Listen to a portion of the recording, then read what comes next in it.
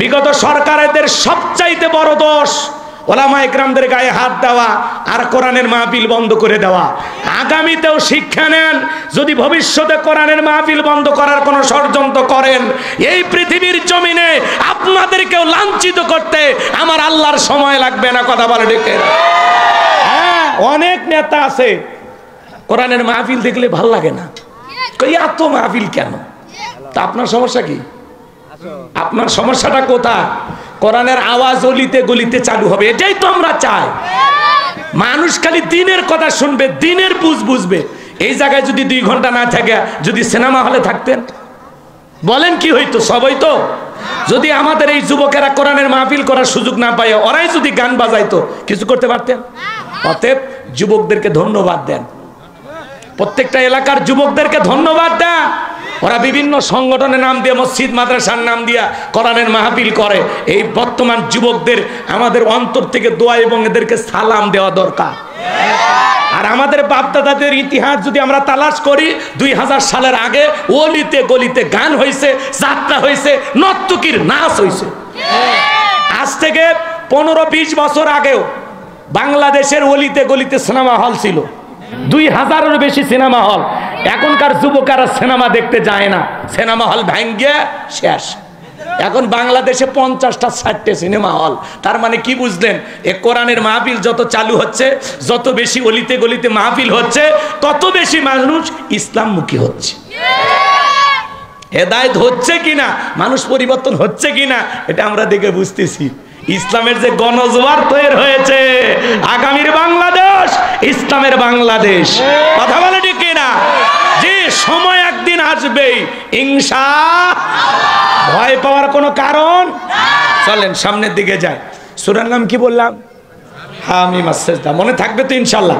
জবান ছেড়ে সবাই একটু মহব্বতে পড়বেন, একটু ওয়াজটা অন্য স্টাইলে হবে, মন খারাপ করবেন না, একটু ধৈর্য নিয়ে বসেন।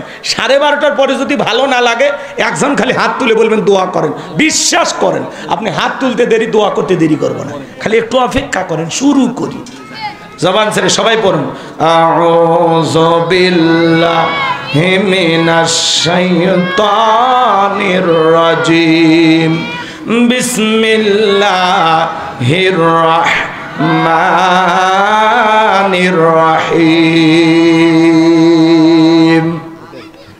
বিতাড়িত মোর্দার শয়তানের কাছ থেকে আল্লাহ পাকের কাছে আশ্রয় প্রার্থনা চাচ্ছি। পরম করুণাময় দয়ালু আল্লাহ তাআলা নামে শুরু করছি। আমার আল্লাহ রাব্বুল আলামিন বলেন, ইন্নাল্লাযীনা ক্বালু রাব্বুনাল্লাহু সুম্মাস্তাকামু তাতানাজ্জালু আলাইহিমুল মালাইকাতু আল্লা তাখাফু ওয়ালা তাহজানু ওয়া আবশিরু বিল জান্নাতিল্লাতী কুনতুম তুআদুন।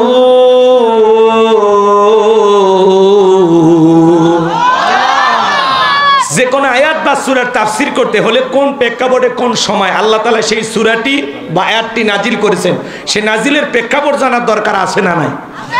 আরবিতে বলা হয় শানে নজুল। যদি শানে নজুল আলোচনা করা হয়, তাহলে তাফসীর বুঝতে সহজ হয়। চিৎকার মেরে বলুন আল্লাহু আকবার। তাহলে আয়াতে কারিমাগুলো নাজিলের পিছনে অবশ্যই কারণ আছে না নাই? প্রেক্ষাপটটা আছে না নাই? সময়কালটা কেমন ছিল আমি কি বলবো? সংক্ষিপ্ত সময়। যদি আমি শানে নজুল আলোচনা করি 2 থেকে 2.5 ঘন্টা লাগবে, এত সময় নাই, সংক্ষিপ্ত কথা। আবার কথা বলো না, কি সমাধান করে দিলা? বেটা চল যা, তুমি মহিলার দিক দিকে সামলাও। আচ্ছা, এদিক খেয়াল করেন, রাগ করেন। সম্মানিত ভাইয়েরা আমার, বিশ্বনবীর প্রিয় 2 জন মানুষ মাত্র 3 দিনের ব্যবধানে মারা গেলেন। আম্মাজান খাদিজাতুল কুবরা এবং চাচা আবু তালেব। 2 জন মানুষকে হারিয়ে ব্যথিত হৃদয় নিয়ে নবীজি আমার তাইফে গেলেন কালেমার দাওয়াত দিতে। তাইফের মানুষেরা দাওয়াত গ্রহণ না করে নবীজির জান্নাতি শরীর মোবারকে বৃষ্টির মতো পাথর নিক্ষেপ করলেন। নবীজি আমার অজ্ঞান হয়ে জমিনে পড়ে থাকলেন। হযরতে যায়েদ বিন হারেসা বলেন, আমি অনেক কষ্টে নবীজির দেহ থেকে পাথরগুলো সরাইয়া ফেললাম। নবীজির জ্ঞান যখন ফিরে আসলো, ডেকে বলে, যায়েদ আমার একটু ওযু বানায় দেবি, নামাজ আদায় করব। হযরতে যায়েদ ওযু বানায়া দিলেন। হযরতে যায়েদ ডেকে বলেন, আমি যখন নবীজির পা থেকে জুতা মোবারক খুলতে গেলাম, আমি তাকায় দেখলাম নবীজির দিকে রক্তগুলো জুতার ভিতরে জমা পেতে আছে। অনেক কষ্টে আমি জুতা খুললাম, নবীজিকে ওযু বানায়া দিলাম। নবীজি আমার সিজদা দিয়ে সালাত আদায় করে আসমান থেকে জিবরাইল আসলেন আর ডেকে বলে, নবী আপনি যদি অর্ডার দেন আমি ফেরেশতাদেরকে অর্ডার দেব, তারা তায়েফের মানুষকে পাহাড় চাপা দিয়ে ধ্বংস করে দেবে। আমার নবীর কত দয়া জানেন, নবী আমার ডেকে বলে, জিবরাইল তায়েফের মানুষেরা না বুঝে আমাকে পাথর নিক্ষেপ করেছে, ওদেরকে যদি পাহাড় চাপা দিয়ে দুনিয়ার জমিন থেকে বিদায় করে দাও, কার কাছে আমি কালেমার দাওয়াত পৌঁছাবো? আমি আমার তায়েফের মানুষদেরকে মন থেকে মাফ করে দিলাম, তুমি আল্লাহ তাআলাকে জানায় দাও আমার আল্লাহ যেন তায়েফের মানুষদেরকে মাফ করে দেয়। আমার ভাইয়েরা গভীর মনোযোগ দিয়ে শুনবেন। ব্যথিত হৃদয় নিয়ে রক্তাক্ত শরীর নিয়ে নবীজি বাড়িতে চলে আসলেন। একদিন দুই দিন অতিবাহিত হয়ে যায়, আসমান থেকে জিবরাইল আসে না। 19 দিন পর্যন্ত আসমান থেকে নতুন কোনো আয়াত নাজিল হয় না, নতুন কোনো সূরা নাজিল হয় না। কাফেররা সমালোচনা শুরু করে দিল, ও নবীর সাহাবীরা কি ব্যাপার, তোমাদের নবী তো নতুন কোন আয়াত বা সূরা পাঠ করে আমাদেরকে শোনায় না, নাকি তার আল্লাহ তাকে ভুলে গেছেন? জোরে কর নাউজুবিল্লাহ। আবার কেউ কেউ বলতে লাগলেন, ও নবীর সাহাবীরা তোমাদের নবী তো নতুন কোন আয়াত বা সূরা আমাদেরকে পাঠ করে শোনায় না, নাকি তার উপরে যে জিন ভর করেছিল সেই জিনটা বিদায় নিয়েছে? জোরে কর নাউজুবিল্লাহ। এইভাবে তারা সমালোচনা করতে লাগলো। সাহাবায়ে কেরাম মনে মনে কষ্ট পায়, কিন্তু বিশ্ব নবীর সামনে কেউ প্রকাশ করে না।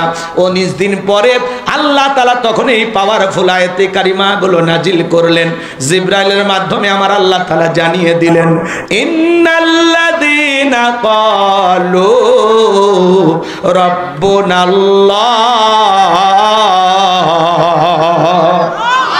আমার আল্লাহ রাব্বুল আলামিন বলেন, নিশ্চয় যারা বলে আমাদের রব আল্লাহ, সুম্মাস্তাকামু, এই কথার উপরে যারা ইস্তেকামাত অবিচল অটল থাকে, তাতানাজ্জালু আলাইহিমুল মালাইকা, আসমান থেকে তাদের উপরে ফেরেশতা নাজিল হয়। ফেরেশতা নাজিল হয় 3 সময়। ফেরেশতা এসে বলবে, আল্লাহ তাখাফু, ভয় পেও না, ওয়ালা তাহজানু, চিন্তা করো না, ওয়া আবশিরু বিল জান্নাতিল্লাতী কুনতুম তুআদুন, তোমাদের যে জান্নাতের প্রতিশ্রুতি, যেই জান্নাতের ওয়াদা দেওয়া হয়েছে, সেই জান্নাত পেয়ে তোমরা আনন্দিত হও, সেই জান্নাত তোমরা গ্রহণ করো। চিৎকার মেরে বলুন সুবহানাল্লাহ। ইন্নাল্লাযীনা ক্বালু রাব্বুনাল্লাহ, নিশ্চয়ই যারা বলে আমাদের রব আল্লাহ, সুম্মাস্তাকামু, এই কথার উপরে যারা ইস্তেকামাত থাকে, আল্লাহ আমার রব। ও বগুড়াবাসী, আপনারা রাস্তার দুই ধার দিয়ে গাছ দেখেন না? কথা কন শোনেন, আমি করবো আজ, আপনারা দেবেন আওয়াজ, জবাব দিবেন ঠিক ঠিক, আলোচনা হবে কমপ্লিট। শ্রোতাদের স্পিরিটে বারে বক্তার হিট, আলোচনা হবে জায়গা মতো ফিট। আগে বলতাম কিছু আজ প্যান্ডেলে, কিছু আজ অ্যাঙ্গেলে, এখন আর অ্যাঙ্গেলে না, যা বলবো সব ডাইরেক্ট। অ্যাঙ্গেলে বলার দিন শেষ, ডাইরেক্ট বলার বাংলাদেশ। কথা বলা ঠিক না? খালি এদিকে কান লাগান। রাস্তার দুই ধারে গাছ থাকে কিনা বাজান? যখন ঝড় তুফান আসে, আইলা, নার্গিস, হুদহুদ, সনি, মিগদাও, মিথিলি, ডানা, বিভিন্ন ধরনের ঘূর্ণিঝড় যখন আসে, দেখবেন রাস্তাঘাটের গাছগাছালিগুলো ওই ঘূর্ণিঝড়ে তছনছ হয়ে পড়ে রাস্তার উপরে থাকে। আবার কিছু গাছ দেখবেন মজবুত ভাবে শিকড় নিয়ে দাঁড়িয়ে থাকে, এর নাম হলো সুম্মাস্তাকামু, দৃঢ় থাকা, মজবুত থাকা। আপনি যখন বলবেন আল্লাহ আমার রব, এই কথার উপরে টিকে থাকতে গেলে আপনার উপরে মামলা আসবে, হামলা আসবে, নির্যাতন আসবে, জুলুম আসবে, দেশ ছাড়া করবে, ঘর ছাড়া করবে, ফাঁসির দড়িতে ঝুলাবে, হাজারো নির্যাতন জুলুম মুমিন সহ্য করবে, কিন্তু কখনো 1 ইঞ্চি জালেমের কাছে মাথা নত করবে না, করবে না, করবে না। কথা বলেন ঠিক? আল্লাহ আমার রব, এই কথার উপর টিকে থাকতে গেলে আপনাকে অনেক পরীক্ষা দেওয়া লাগবে। আপনি কি মনে করছেন জান্নাত মামুর বাড়ির ডাল গেলে এক ডাবু খাইতে দেবে? অত সহজ না। জান্নাতে যেতে হলে আপনাকে পরীক্ষা দিয়েই যেতে হবে। আল্লাহ সূরা আনকাবুতে বলেন নাই, মানুষেরা কি মনে করেছে ঈমান এনেছে এ কথা বললেই ছেড়ে দেওয়া হবে? তাদেরকে পরীক্ষা করা হবে না? তাদের পূর্ববর্তীদেরকে আমি আল্লাহ পরীক্ষা করেছি, তোমাদেরকে পরীক্ষা করে দেখব ঈমানের দাবিতে কারা সত্যবাদী আর কারা মিথ্যাবাদী।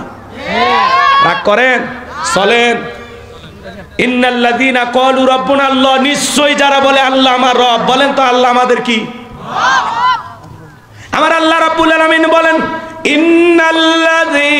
ক্বালু রাব্বুনাল্লাহ, নিশ্চয় যারা বলে আমাদের রব আল্লাহ। ও বগুড়াবাসী, ডান হাতটা তুলে শাহাদত আঙ্গুলি দ্বারা আসমানের দিকে ইশারা করে চিৎকার মেরে ডাক দিয়ে বলেন তো আমাদের রব কে? আর একটু ভালোবেসে ডাক দেন আল্লাহ। একটু দরদ মোহাব্বত নিয়ে বলেন আল্লাহ। আর একটু ভালোবেসে বলেন আল্লাহ। হাত নামান। এই যে আল্লাহ আল্লাহ বলে ডাক দিলাম, আমাদের আল্লাহ খুশি না বেজার? দুনিয়াতে যদি ডাক দেন বাবা বাবা, বাবা রাগান্বিত হয়ে বলে তো বাপ বাপ করিস কেন? বিয়ে দিলে 2 বাচ্চার বাবা হবি, তাও বাবা ছাড়লি না, কথা কন না কেন? যদি মাকে ডাক দেন মা মা, মা বলবে অত মেয়া মেয়া করিস কেন, ভালো লাগে না। ভাইকে যদি বলেন ভাই ভাই, রুবেল ভাই, শাহাদত ভাই, লিটন ভাই, বলে চুপ। আর একবার ভাই করলে তুলে আসার মারবো। হুজুরকে হাসানোর জন্য বললেন না, কেনই বা বললাম শোনেন বাজান, দুনিয়াতে যদি বাবাকে ডাক দেন অত বাবা বাবা শুনতে বাবারও ভালো লাগে না, বাবাও রাগান্বিত হয়। মাকে অতিরিক্ত মা মা বলে ডাকলে মাও রাগান্বিত হয়। ভাই আল্লাহ পেয়েছি, কোটি কোটি বার ডাক দিল, বিরক্ত হন না যিনি তিনি কে? যত ডাকবেন বেশি তত আল্লাহর প্রিয় হতে পারবেন। আমরা মুসলমান, জবানে আল্লাহর নাম আনতে আমাদের ভালো লাগে না। অনেক মানুষ আছে আমরা আল্লাহ তাআলাকে ডাকি না। এজন্য আল্লাহ বলেন ইন্নাল ইনসানা লিরাব্বিহি লাকানুদ, মানুষ বড় অকৃতজ্ঞ। ডাইরেক্ট বাংলা ভাষায় যাকে বলা হয় নেমো খারাপ। আল্লাহর জমিনে বসবাস করি কিন্তু আল্লাহ তাআলার কৃতজ্ঞতা আদায় করি না। কথা বলেন। আপনার আমার অনেকের বাড়িতে আছে মিস্টার ডগ, কুকুর চেনেন না? কথা কন। শেরপুর বাজার থেকে গরু গোস্ত কিনে নিয়ে গেলেন, দুপুর বেলা খাইতে বসছেন, একটা হাড় এখানে ওখানে চিবানোর চেষ্টা করলেন, দাঁত দিয়ে খাওয়া সম্ভব হয় না। তখন আপনি ডাক দেন লালু, লালু তখন দৌড়ে চলে আসে, লালুর সামনে হাতটা ফেলে দিয়ে বলেন খা ফি সাবিলিল্লাহ। লালু তখন বলে বস আমি জানি আপনি ফেল করছেন, আমি তো ফেল করব না। আপনার এই শুকনো হাড় খেয়ে রোদ নাই, বৃষ্টি নাই, ঝড় নাই, তুফান নাই, আপনার বাড়ি পাহারা দেয়। অপরিচিত মানুষ যদি বাড়িতে আসে ওর ভাষায় চিৎকার মারে, কোন এলাকা থেকে আসছো, বাড়ি কোথায়, ভিতরে ঢুকবা, অনুমতি কে আছে? বাড়ির লোকটা যখন বলে এ লালু এ চোপ আসতে দে, তখন বলে ও যা অনুমতি আছে, দেখতেছি আমিও। আগন্ত ব্যক্তি আর বাড়ির মানুষ দুইজন মিলে যখন কথা বলে, আগন্ত ব্যক্তি আর বাড়িওয়ালা দুইজন মিলে কথা বলে, কুকুর লেজ নাড়ার 2 দিক দিয়ে ঘোরে, একবার মালিকের চেহারার দিকে তাকায়, আর একবার আগন্ত ব্যক্তির চেহারার দিকে তাকায়, আর মালিককে ইশারা দিয়ে বলতে চায়, একবার শুধু বলে লোকটারে চেনেন না, এমন কামড় দেব 14টা ইঞ্জেকশন দিয়েও ভালো হবে না। কথা বলে। বাড়ির লোকটা যখন ধমক দেয় লালু সরে যাও, তখন বলে ও আপনার পরিচিত লোক, আগে বলবেন খামাইকাই ডিউটিটা করলাম। একটা শুকনো হাড় খেয়ে কুকুর যদি তার মনিবের সাথে গাদ্দারি না করে, আমরা হলাম আশরাফুল মাখলুকাত, কুনতুম খায়রা উম্মাতিন উখরিজাত লিন-নাস। আল্লাহ বলে তোমাদেরকে উত্তম জাতি বানাইলাম, ওয়ালাকাদ কাররামনা বানি আদম, মর্যাদা দিক দিয়ে সবার শ্রেষ্ঠ বানাইলেন। তাহলে বলেন তো বাজান আমাদেরও কাজ করা দরকার আছে না নাই? ধরে বলেন আছে না নাই? এই পৃথিবীর ভূখণ্ডে আপনি আমি যা দেখতেছি সবকিছু আল্লাহ তাআলা আমাদের জন্য সৃষ্টি করেছেন। হুয়াল্লাযী খালাকালাকুম মা ফিল আরদি জামিআ, বান্দারে পৃথিবীর জমিনে যা কিছু দেখো সবকিছু আমি আল্লাহ তোমাদের জন্য সৃষ্টি করেছি, আর তোমাদেরকে সৃষ্টি করেছি ওয়ামা খালাকতুল জিন্না ওয়াল ইনসা ইল্লা লিয়াবুদুন, আমি মানব জাতি আর জিন জাতিকে সৃষ্টি করেছি শুধুমাত্র কেবলমাত্র আমি আল্লাহর দাসত্ব আর গোলামি করার জন্য। বলুন আল্লাহু আকবার।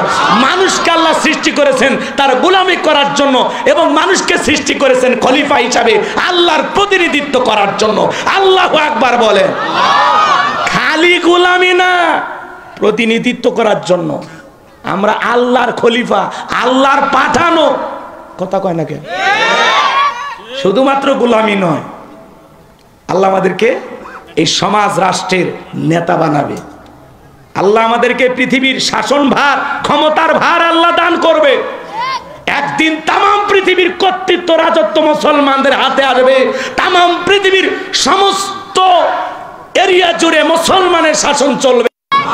তাহলে তামাম পৃথিবীর রাজত্ব ক্ষমতা একদিন আল্লাহ কাদেরকে দেবে? মুসলমানদেরকে দেবে। সেই দিন আসবে ইনশাআল্লাহ। কষ্ট